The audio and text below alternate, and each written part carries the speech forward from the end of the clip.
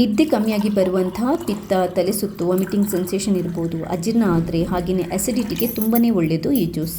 Hello ನಮಸ್ತೆ, ಹೇಗಿದ್ರಿಲ್ಲ? ಒಂದು super ಆಗಿರುವಂತಹ ಪುನರ್ಪುಳಿ ಶರ್ಬತ್ ಅಂದರೆ ಕೊಕ್ಕಮ್ ಜ್ಯೂಸನ್ನು ಹೇಗೆ ಮಾಡೋದು ಅನ್ನೋದನ್ನೇ ಹೇಳ್ಕೊಡ್ತಾ ಇದ್ದೀನಿ. ಇದು ಆ್ಯಕ್ಚುಲಿ ಪಿತ್ತಕ್ಕೆ ತುಂಬಾ ಒಳ್ಳೆಯದು, ಡೈಜೆಷನ್ಗೆ ತುಂಬಾ ಒಳ್ಳೆಯದು, ಮತ್ತು ಗ್ಯಾಸ್ಟ್ರಿಕ್ ಸಮಸ್ಯೆ ಇರುತ್ತಲ್ವ ಅಂಥವರಿಗೆ ಕೂಡ ತುಂಬಾ ಒಳ್ಳೆಯದು. ಒಂದ್ಸರಿ ಈ ರೆಸಿಪಿನ ಟ್ರೈ ಮಾಡಿ ನನಗೆ ನಿಮ್ಮ ಫೀಡ್ಬ್ಯಾಕ್ನ ತಿಳಿಸಿ. ಹಾಗೆಯೇ ಇಲ್ಲಿ ತನಕ ನೀವು ಯಾರಾದರೂ ನನ್ನ ಚಾನಲ್ಗೆ ಸಬ್ಸ್ಕ್ರೈಬ್ ಆಗಿಲ್ಲದಿದ್ದರೆ ಸಬ್ಸ್ಕ್ರೈಬ್ ಆಗಿ ನನ್ನೆಲ್ಲ ವೀಡಿಯೋಸ್ನ ನೋಡಿ, ಲೈಕ್ ಮಾಡಿ, ಶೇರ್ ಮಾಡಿ, ನನ್ನ ಈ ಪ್ರಯತ್ನನ ಸಪೋರ್ಟ್ ಮಾಡ್ತಾನೆ ಇರಿ. ಥ್ಯಾಂಕ್ಸ್ ಎಲ್ರಿಗೂ.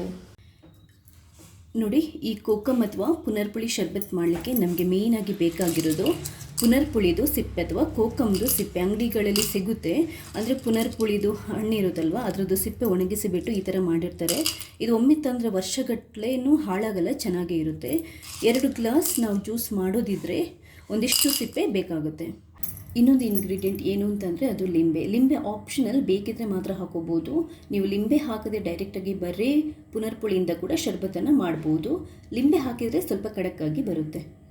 ಅದಾದ ನಂತರ ಸ್ವಲ್ಪ ಜೀರಿಗೆ, ಕಸ್ತೂರಿ ಬೀಜ, ಕಾಮ ಕಸ್ತೂರಿ ಅಥವಾ ಸಬ್ಜಾ ಸೀಡ್ಸ್ ಅಂತಾರಲ್ಲ, ಅದೊಂದು ಸ್ವಲ್ಪ ಬೇಕಾಗುತ್ತೆ. ಮತ್ತು ಸಕ್ಕರೆ, ನಿಮಗೆ ಟೇಸ್ಟ್ಗೆ ಎಷ್ಟು ಬೇಕೋ ಅಷ್ಟು ಸಕ್ಕರೆನ ಹಾಕೋಬೋದು. ಸಕ್ಕರೆ ಇಲ್ಲ ಅಂತಂದರೆ ಬೆಲ್ಲ ಹಾಕಿಬಿಟ್ಟು ಬೇಕಾದರೂ ಜ್ಯೂಸ್ ಮಾಡ್ಬೋದು. ನೆಕ್ಸ್ಟ್ ನಮ್ಗೆ ಬೇಕಾಗಿರೋದು ನೀರು. ಈ ಜ್ಯೂಸ್ ಮಾಡೋಕ್ಕಿಂತ ಮುಂಚೆ ನಾವು ಪುನರ್ಪುಳಿ ಸಿಪ್ಪೆನ ನೆನೆ ಹಾಕಬೇಕು ನೀರಲ್ಲಿ. ನೀವು ಓವರ್ ನೈಟ್ ನೆನೆ ಹಾಕಿದರೂ ಆಗುತ್ತೆ.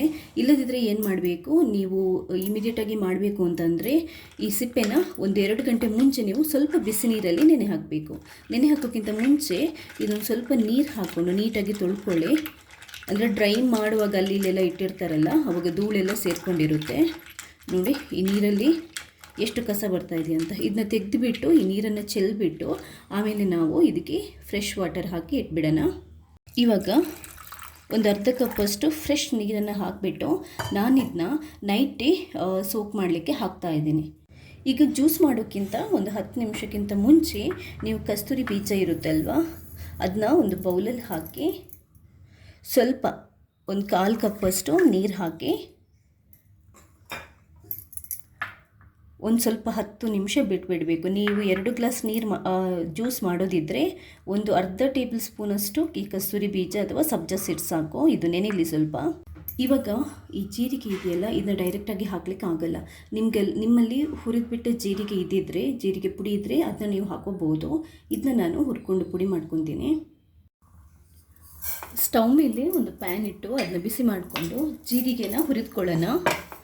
ನೀವು ಒಮ್ಮೆಗೆ ಬೇಕಾದರೆ ಜಾಸ್ತಿ ಜೀರಿಗೆನ ಪುಡಿ ಮಾಡ್ಕೊಂಡು ಬೇಕಾದರೂ ಇಟ್ಕೋಬೋದು. ಯಾವಾಗ ಬೇಕು ಆವಾಗ ಜ್ಯೂಸಿಗೆ ಒಂದು ಚಿಟಿಕೆಯಷ್ಟು ಹಾಕಿದರೆ ಫ್ಲೇವರ್ ತುಂಬಾ ಚೆನ್ನಾಗಿ ಬರುತ್ತೆ. ದೇಹ ತಂಪಾಗಲಿಕ್ಕೆ ಕೂಡ ಮತ್ತು ಡೈಜೆಷನಿಗೆ, ಅಜೀರ್ಣಿಗೆ ಕೂಡ ಜೀರಿಗೆ ತುಂಬಾ ಒಳ್ಳೆಯದು. ಇದನ್ನ ಫುಲ್ಲು ಕರಟಿಸೋದು ಬೇಡ, ಸ್ವಲ್ಪ ಹುರಿದರೆ ಸಾಕು. ಇದು ಪರಪರ ಅಂದರೆ ಸಾಕು.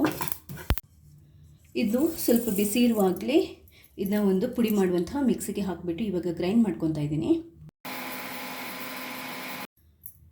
ನೋಡಿ, ಜೀರಿಗೆ ನೀಟಾಗಿ ಪುಡಿ ಆಗಿದೆ.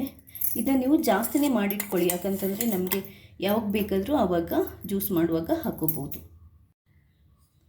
ತುಂಬ ಫೈನಾಗಿ ಅಂದರೆ ನೈಸಾಗಿ ಇದು ಜೀರಿಗೆ ಪುಡಿ ಆದರೆ ಒಳ್ಳೆಯದು. ಇವಾಗ ಜೀರಿಗೆ ಪುಡಿ ರೆಡಿ ಆಯಿತು. ಈ ಸಬ್ಜಾ ಸೀಡ್ಸ್ ಇದೆಯಲ್ವಾ, ಕಸ್ತೂರಿ ಬೀಜ ಕೂಡ ದಪ್ಪ ಆಗಿದೆ. ಇವಾಗ ನೋಡಿ, ನಮ್ಮದು ಮೇಯ್ನ್ ಇಂಗ್ರೀಡಿಯೆಂಟ್ ಅಂದರೆ ಕೋಕಮ್ ಮತ್ತು ಪುನರ್ಪುಳಿ ಸಿಪ್ಪೆಯ ರಸ ಬಿಟ್ಟಿದೆ, ಇದರ ಜ್ಯೂಸ್ ಕರೆಕ್ಟಾಗಿ ಬಿಟ್ಟಿದೆ. ಇದನ್ನ ನೀವೊಂದು ಸ್ವಲ್ಪ ಕೈಯಿಂದ ಈ ಥರ ಹಿಚ್ಕಿಬಿಟ್ಟು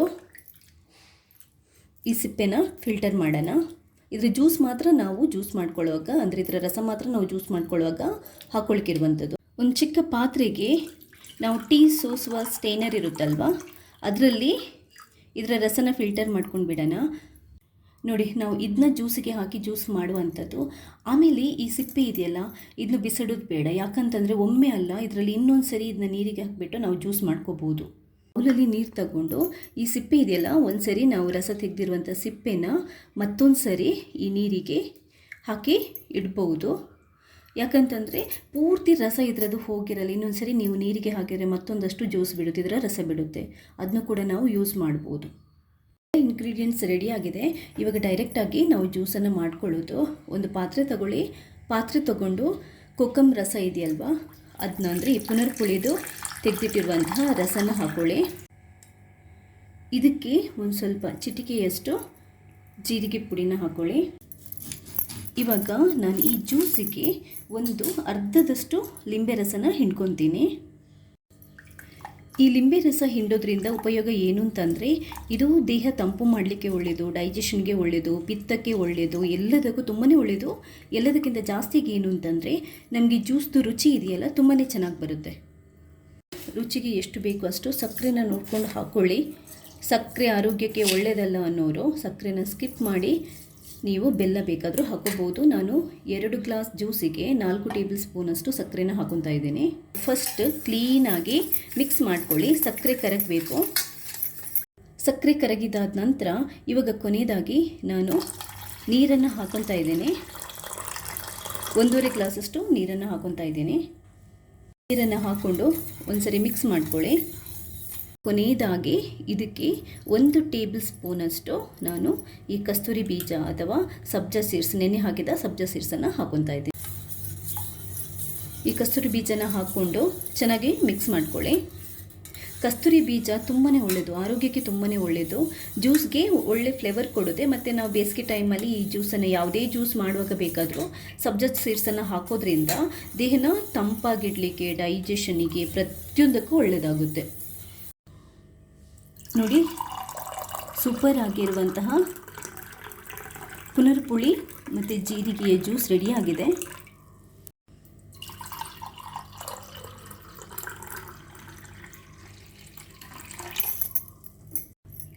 ನೋಡಿದ್ರಲ್ವಾ, ಸೂಪರ್ ಆಗಿರುವಂತಹ ಕೋಕಮ್ ಜ್ಯೂಸ್ ಅಥವಾ ಪುನರ್ಪುಳಿ ಶರ್ಬತ್ ರೆಡಿಯಾಗಿದೆ. ಇದು ಪಿತ್ತಕ್ಕೆ ತುಂಬಾ ಒಳ್ಳೆಯದು, ಗ್ಯಾಸ್ಟ್ರಿಕ್ಕಿಗೆ ತುಂಬಾ ಒಳ್ಳೆಯದು, ಅಜೀರ್ಣಕ್ಕೆ ತುಂಬಾ ಒಳ್ಳೆಯದು. ಎಲ್ಲದಕ್ಕಿಂತ ಜಾಸ್ತಿಯಾಗಿ ಈ ಬೇಸಿಗೆ ಟೈಮಲ್ಲಿ ನಾವು ಈ ಜ್ಯೂಸನ್ನು ಕುಡಿದರೆ ದೇಹನ ತಂಪು ಮಾಡಲಿಕ್ಕೆ ತುಂಬಾ ಒಳ್ಳೆಯದು. ಯಾರು ಬೇಕಾದರೂ ಕುಡಿಬೋದು. ಶೀತ ಇದ್ದವರು ಬಿಸಿ ನೀರು ತಣ್ಣಗಾಗಿರುತ್ತಲ್ವ, ಅದರಲ್ಲಿ ಮಾಡಿಕೊಂಡು ಕುಡಿಬೋದು. ಪುನರ್ಪುಳಿ ಸಿಪ್ಪೆಯಿಂದ ಬರೀ ಜ್ಯೂಸ್ ಮಾತ್ರ ಅಲ್ಲ, ಇದರಿಂದ ರಸಮ್ ಮಾಡ್ತಾರೆ. ಅದಾದ ನಂತರ ಪರ್ಮನೆಂಟಾಗಿ ಜ್ಯೂಸ್ಗೆ ಒಂದು ಸೊಲ್ಯೂಷನ್ ಅಥವಾ ಶಿರಪ್ ಕೂಡ ಮಾಡಿ ಇಡ್ಬೋದು. ಅದನ್ನ ನಾವು ಒಂದ್ಸರಿ ಮಾಡಿ ಇಟ್ಕೊಂಡ್ರೆ ಯಾವಾಗ ಬೇಕಾದರೂ ಮನಸ್ಸು ಬಂದಾಗ, ಗೆಸ್ಟ್ಗಳು ಬಂದಾಗ ಪಟ್ಟಂತ ಜ್ಯೂಸನ್ನು ಮಾಡಿ ಕೊಡ್ಬೋದು. ಅದರ ರೆಸಿಪಿನ ನಾನು ನೆಕ್ಸ್ಟ್ ಟೈಮ್ ನಿಮಗೆ ಹಾಕ್ತೀನಿ. ಈ ಕೋಕಮ್ ಜ್ಯೂಸ್ ಇದೆಯಲ್ಲ, ಇನ್ನೊಂದು ಒಳ್ಳೆ ಅಡ್ವಾಂಟೇಜ್ ಇದ್ರದ್ದು ಏನು ಅಂತಂದರೆ ನಿದ್ದೆ ಕಮ್ಮಿಯಾಗಿ ನಮಗೆ ತಲೆ ಸುತ್ತು ಅಥವಾ ವಾಮಿಟ್ ಬಂದಾಗೆಲ್ಲ ಆಗುತ್ತಲ್ವ, ಆವಾಗ ಈ ಪುನರ್ಪುಳಿ ಜ್ಯೂಸನ್ನು ಸ್ವಲ್ಪ ಉಪ್ಪು ಹಾಕಿ ಜೀರಿಗೆ ಪುಡಿ ಹಾಕಿ ಮಾಡಿ ಕುಡಿದರೆ ತಲೆ ಸುತ್ತು, ವಾಂತಿ ಅಥವಾ ತಲೆ ಚಕ್ಕರ್ ಬರೋದಿರುತ್ತಲ್ವ, ಅದೆಲ್ಲ ಕಂಪ್ಲೀಟಾಗಿ ಇಮ್ಮಿಡಿಯೇಟಾಗಿ ಗುಣ ಆಗುತ್ತೆ. ಇವತ್ತಿನ ಈ ರೆಸಿಪಿ ನಿಮ್ಗೆ ಇಷ್ಟ ಆದರೆ ಲೈಕ್ ಮಾಡಿ, ಶೇರ್ ಮಾಡಿ. ಹಾಗೆಯೇ ಇಲ್ಲಿ ತನಕ ನೀವು ಯಾರಾದರೂ ನನ್ನ ಚಾನೆಲ್ಗೆ ಸಬ್ಸ್ಕ್ರೈಬ್ ಆಗಿಲ್ಲದಿದ್ದರೆ ಸಬ್ಸ್ಕ್ರೈಬ್ ಆಗಿ. ನಾನು ಎಲ್ಲ ವೀಡಿಯೋಸ್ನ ನೋಡಿ ಲೈಕ್ ಮಾಡಿ, ಶೇರ್ ಮಾಡಿ. ನಾನು ಈ ಪ್ರಯತ್ನನ ಇದೇ ಥರ ಸಪೋರ್ಟ್ ಮಾಡ್ತಾಯಿರಿ. ಥ್ಯಾಂಕ್ಸ್ ಎಲ್ರಿಗೂ.